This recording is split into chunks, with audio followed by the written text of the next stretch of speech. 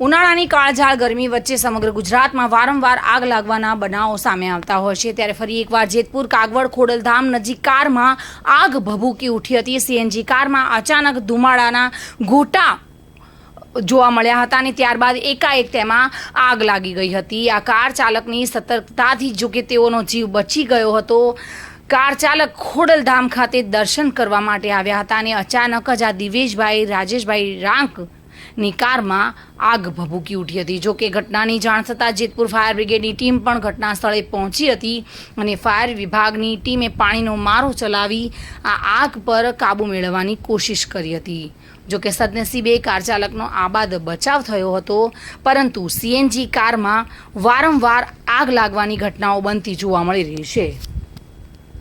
વિમલ સોંદરવા સાથે bureau report, today Gujarati news.